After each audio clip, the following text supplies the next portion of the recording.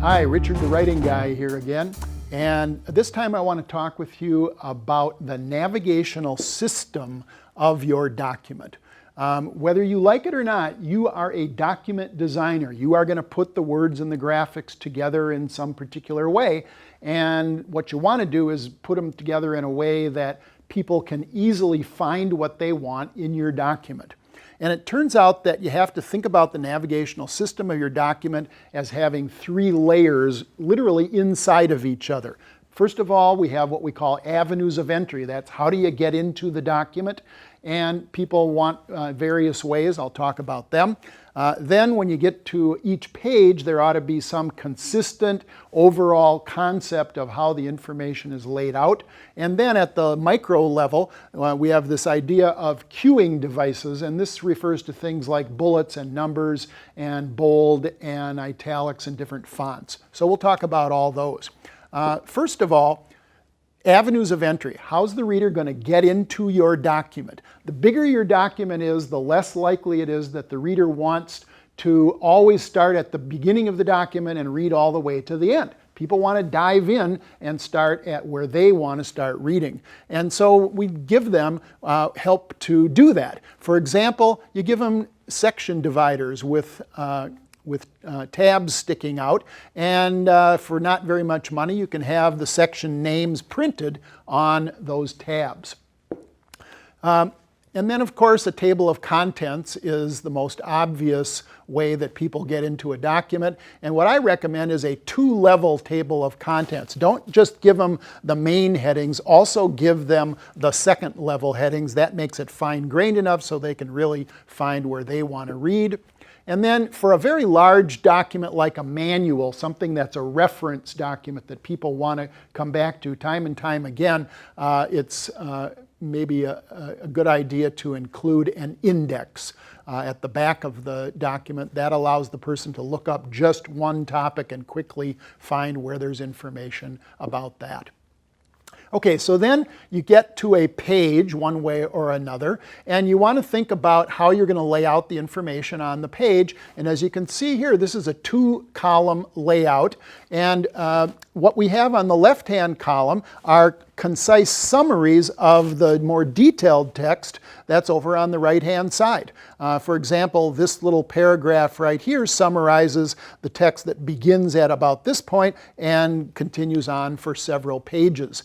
And this allows readers to make their own decisions about how they're going to get into the text. Some readers want all the information. They'll read the main text. Other readers just want a quick summary of the ideas because they're in a hurry. They'll be happy to find the summary on the left-hand side. It takes you more time to write it this way, of course. You have to write the main text and then write the summary, but it's really a handy thing for readers.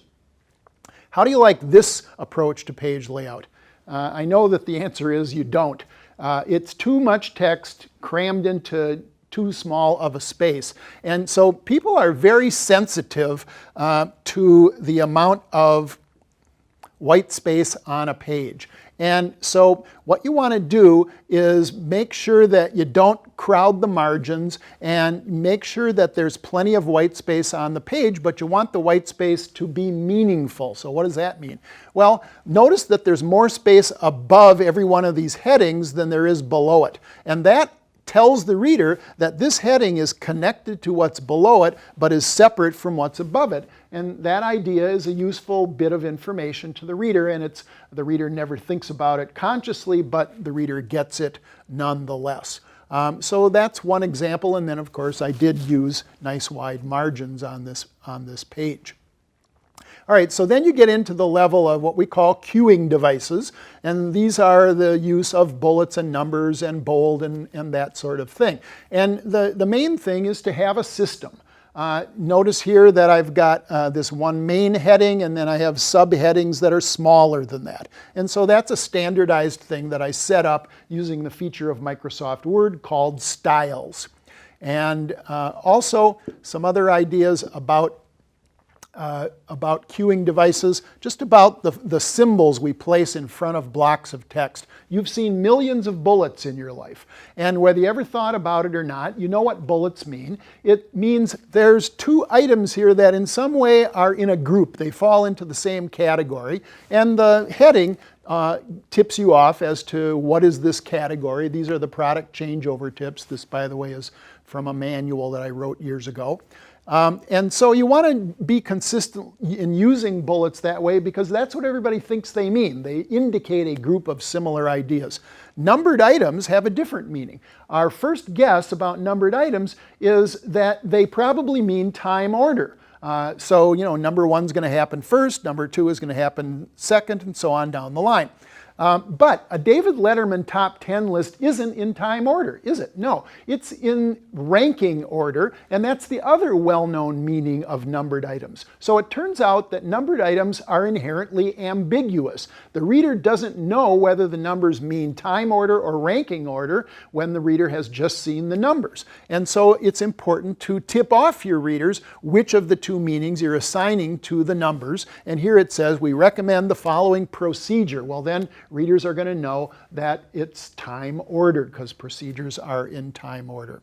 So there's some basic ideas that'll help you in laying out all the text on the page and organizing the entire navigational system of any document that you create in a business setting.